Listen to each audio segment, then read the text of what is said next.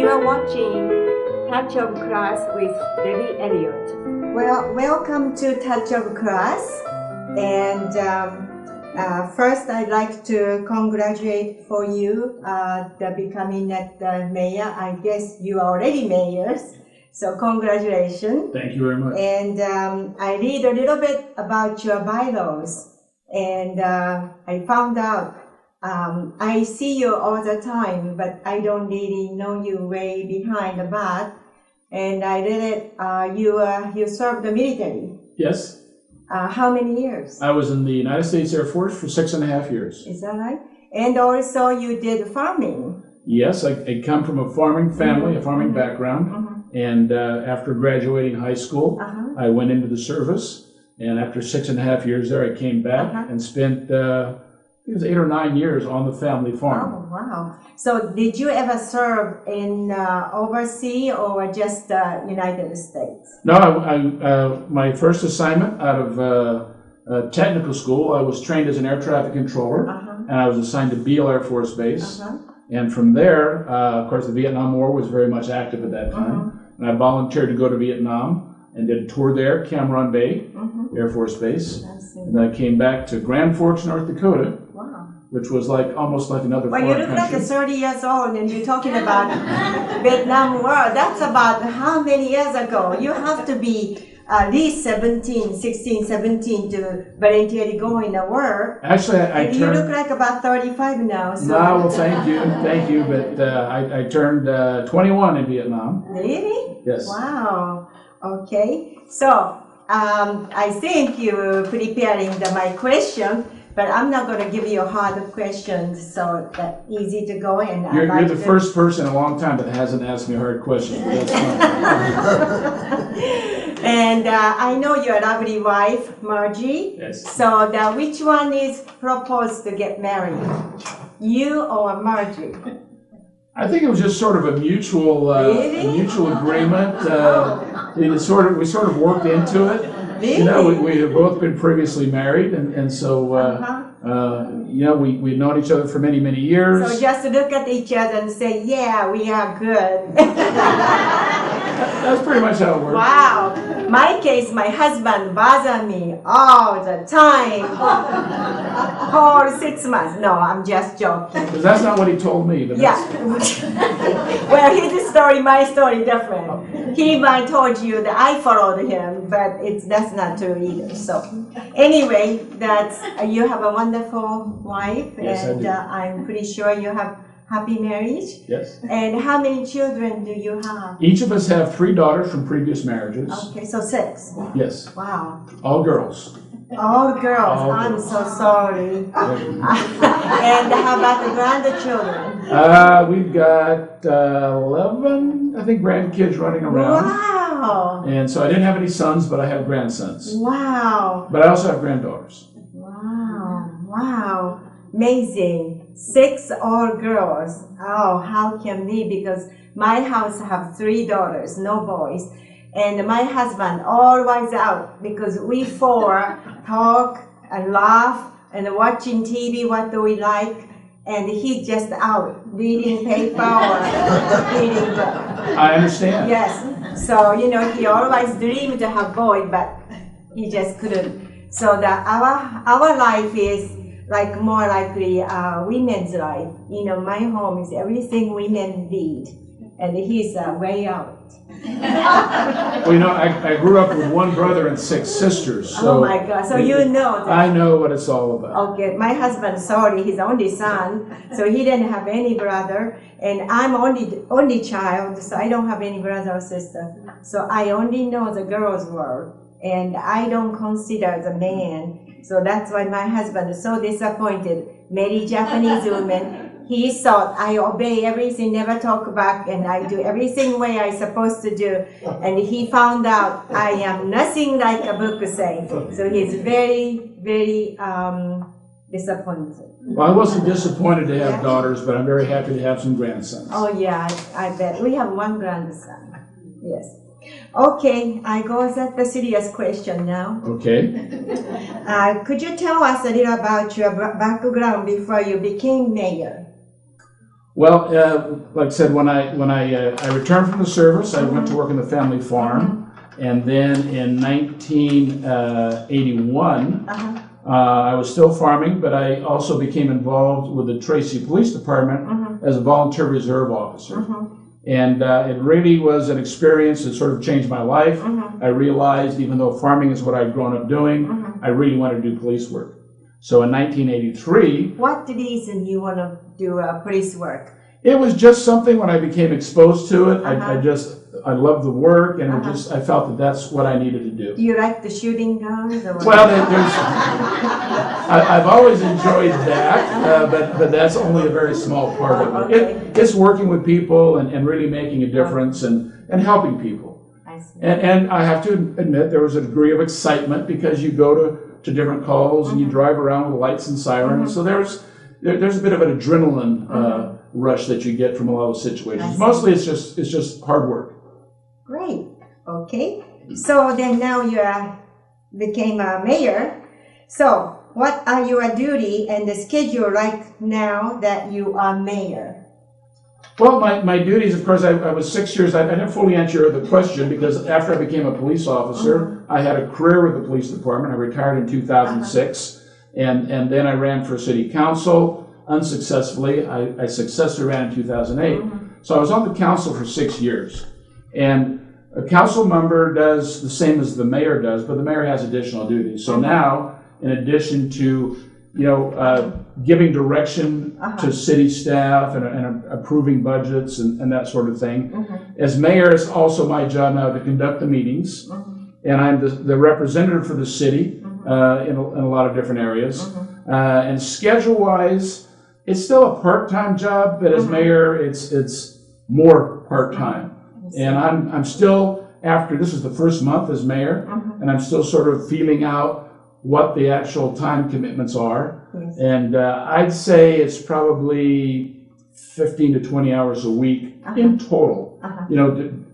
Both official functions and a lot of times there's non-official things that you participate in. So 15 to 20 hours a week. Yes. That means quite a bit more hour you spend with your lovely wife to take her dinners and dance and music and operas and no? Dinner, no dance. But a lot of those unofficial functions are supporting community organizations, and she always accompanies me whenever she can to those. Yes. Okay, that's good. I see you at most of those, so you know. You see me? I see you all the time at those events. Oh gosh, this is a touch of class Debbie Elliott, and I don't go anywhere. Okay, yes. Well, I see you often. I see your wife often. Yes. But that's no mean I get to know you guys real well. I don't think we have much to spend the time as a friend. We will see that in the function. So I know she's very nice lady, and you are, I think, nice husband. I don't know, but seems like a very nice couple. So that I hope you spend most hour spend with your families and your wife. Whenever we can. Yes, thank you. Okay, does Tracy have a strong or a weak mayor system? Can you explain the difference? Sure. When you hear the term strong mayor, and you have cities like Oakland, when Jerry Brown was the mayor, it became a strong mayor form of government. Another example is Sacramento. And the alternative to strong mayor is that you have a city council, city manager form of government. And in a strong mayor government, the mayor is sort of like the chief executive officer in our form of government, which is more suited to smaller communities. Yes. And when I say smaller, even Modesto, Stockton, the city manager is the chief executive officer. And that city manager works at the pleasure of the council. So in our situation, our city manager has 5 bosses, the mayor and the 4 council members. I see, yes. But as far as first-hand, on-hands direction to staff, they don't work for us, they work for him, and he works for us. I see. I hope everyone, audience people, understand the system, how system goes. Anyone have question for now? So far? Understand everything? Well, anyone like to question or give him a hard question, whatever you like to do, please don't hesitate. I like to see you somewhere give a hard questions. Okay. What are some of the projects that you are working on that will improve economic development in Tracy?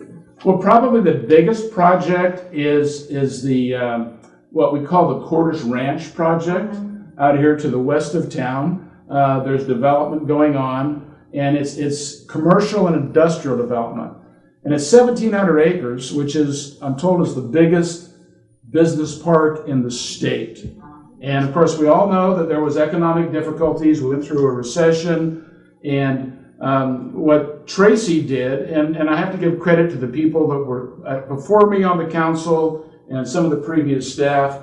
They recognized that when this recession began to recover, that there would be a need for property for business investment. And they looked at this property and they did the groundwork to do the environmental work. And so now, right now, that property is ready to develop. And we have companies, Prologis is one of the largest, and there's some other property owners out there, and they are starting to build facilities out there. There will be some well-known companies announcing in the near future, hopefully, they're coming. Prologis did a groundbreaking for what they call a spec building. In other words, they're going to build this huge facility and look for a tenant. And I don't think they have a problem doing it. And so what we have done, we're looking to that as really a job generator for our community. We've also made connections to the Silicon Valley companies, because those high-tech companies that like to operate in Silicon Valley, as they expand, there's no room over there. There's no land available. And so as they start production or expand facilities, when you leave the greater Bay Area, Tracy's the first place you run into. And we have a great geographic location. We have outstanding infrastructure, transportation infrastructure around us. So we're poised to really take advantage of that available space.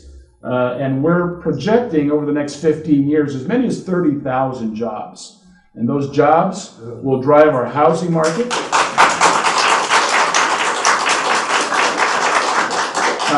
We have housing projects that have been on the books for years. Tracy Hill's project, Ellis project, there are some others. And the economy sort of slowed them down. Now as it comes back, they're gearing up. You're going to see those projects break ground probably this year, and this job market will drive that housing market, and that housing market will drive your retail market. When all of you want to see a Trader Joe's come to Tracy, as we expand those rooftops, that's how these businesses measure whether or not a community is ready for them to come in.